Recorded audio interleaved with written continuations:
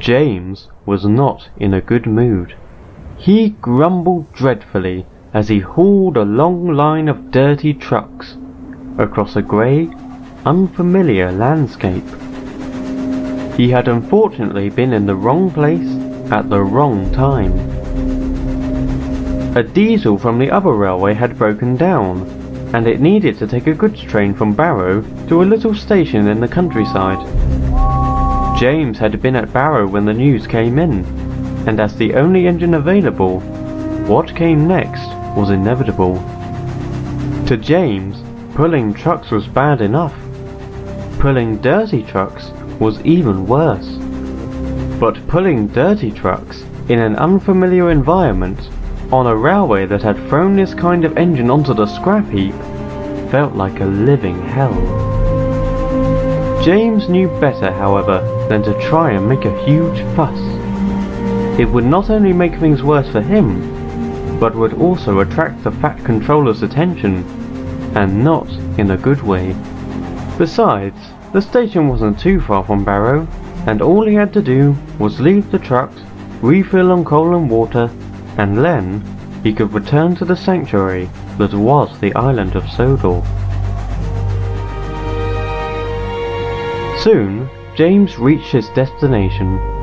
The station was a small, simple one with 2 platforms, but overall seemed well kept after.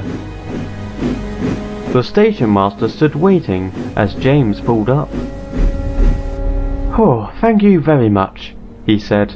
"I was worried this wouldn't come in when that diesel broke down. Good thing you were around. There's a water tower and coal bunker over there." He pointed to a set of sidings behind the opposite platform from his. James could make out the tower and bunker, only slightly illuminated by the station lights. He could also see several boxy shapes lined up on one of the tracks. James assumed they were a line of vans, but upon closer inspection, he found out he was wrong. The boxy shapes were not vans, or rolling stock of any kind. They were actually a long line of diesels. James recognized them as Class 08 shunters. He had seen many of them at Barrow's yards. From what he heard, they were one of the most efficient modern shunters, as well as one of the other railway's most successful diesel designs. It was odd, though, that so many shunters would be here. A little station like this shouldn't need that many. Once he had shunted his trucks away, James steamed over to the water tower and coal bunker.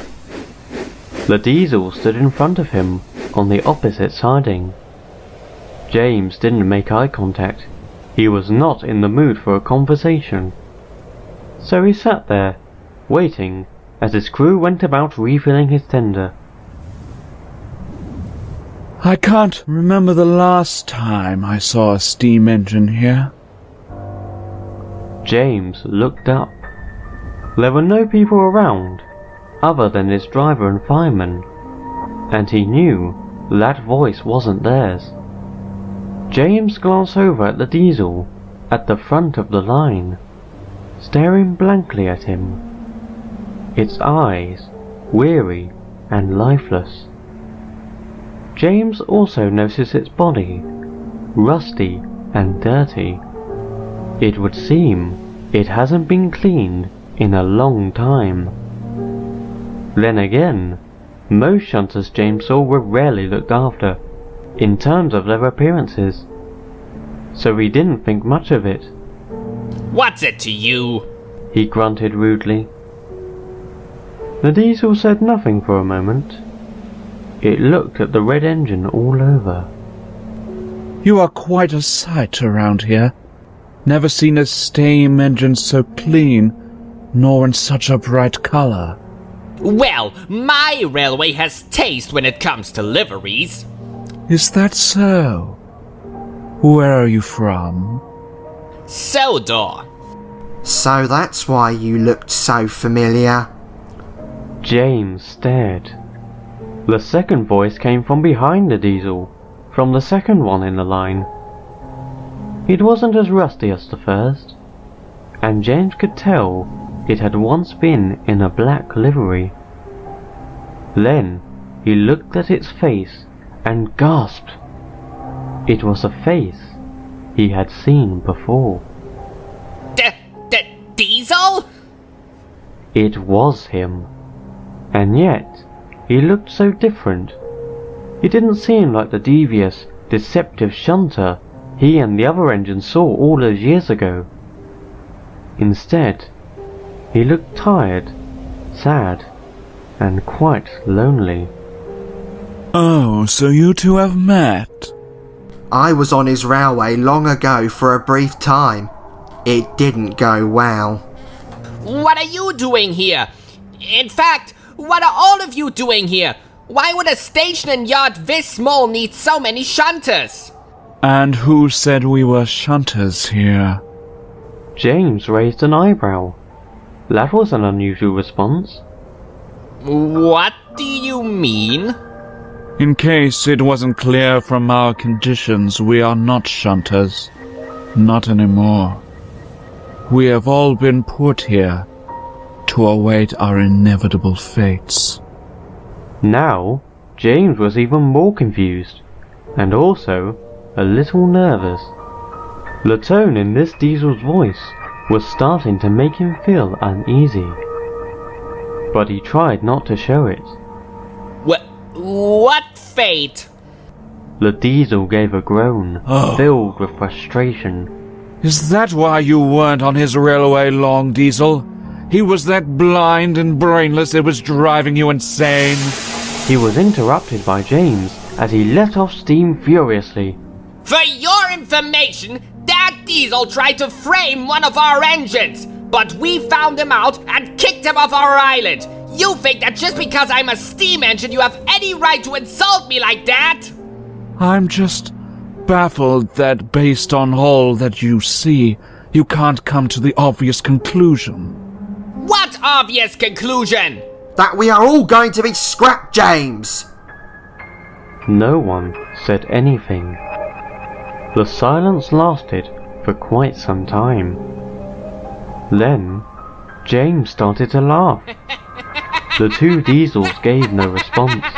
Don't be so ridiculous!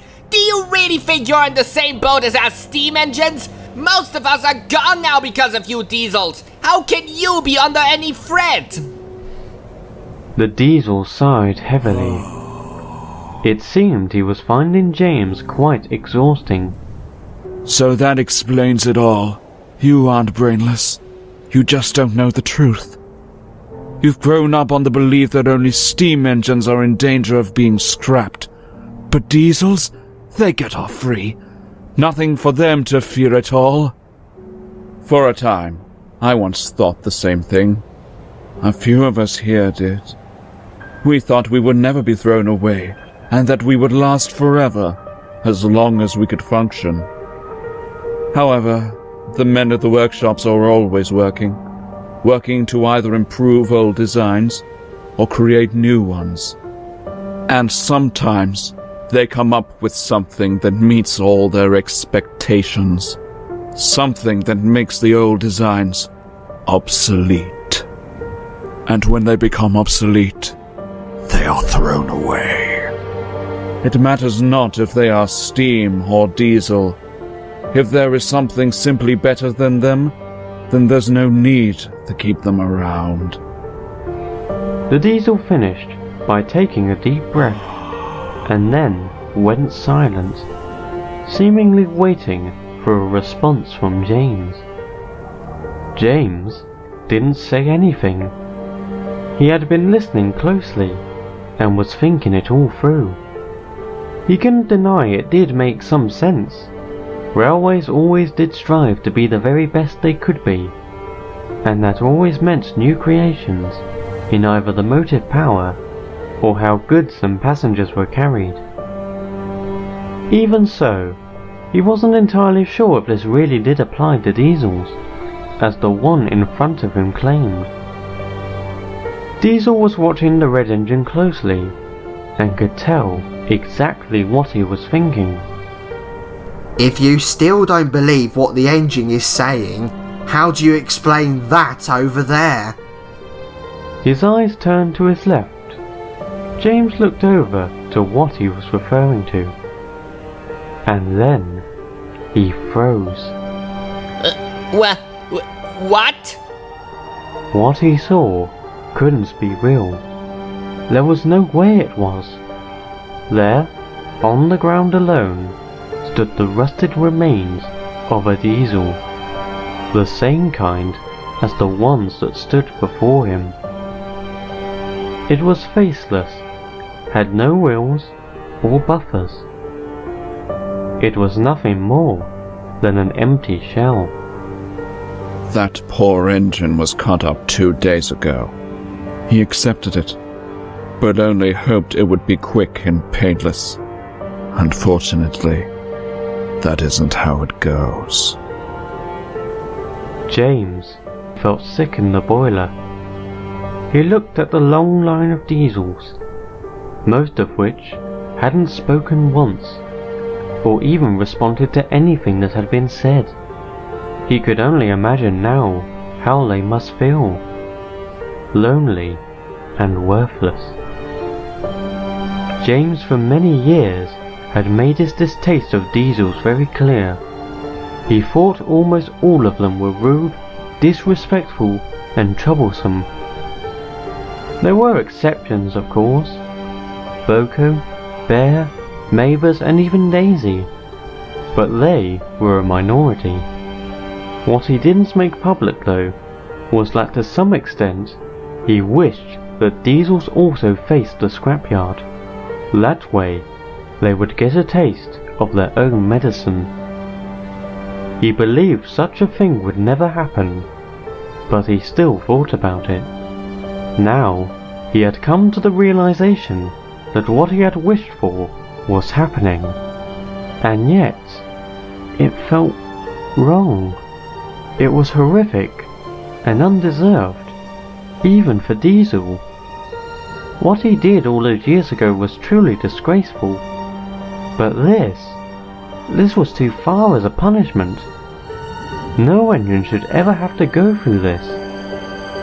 Just then, James's crew entered his cab. He had been fully refilled with coal and water, and it was now time to leave. James looked over at the diesels one final time, who just stared blankly back. Just as the driver opened the regulator, James spoke quietly. I'm sorry. Without saying any more, James puffed out of the siding and began his long journey back home.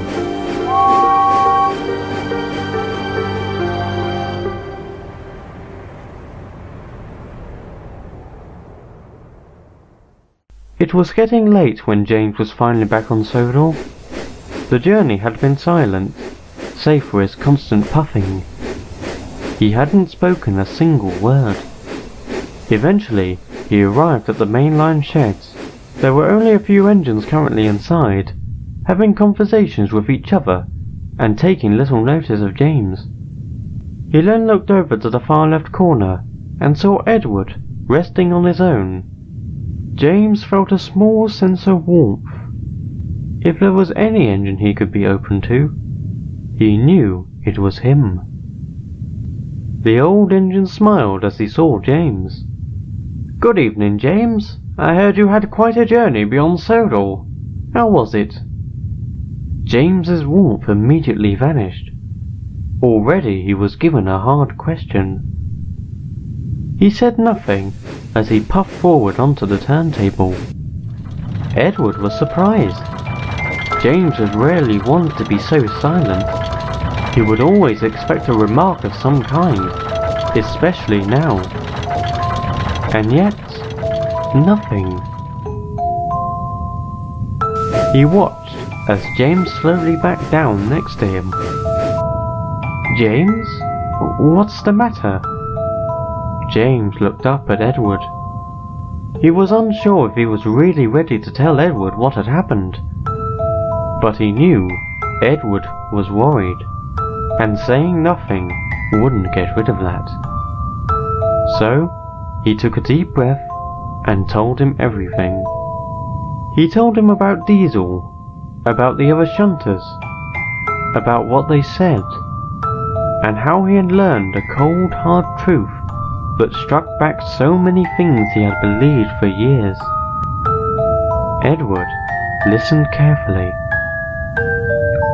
"Oh, I'm sorry, James. No engine should ever have to see something so horrible." He looked closely at James, noticing his expression. Not only could he see sorrow, but also guilt. He didn't need to ask though, as he knew exactly what he felt guilty of. "As hard as it may have been, I can tell you have learned a very important lesson."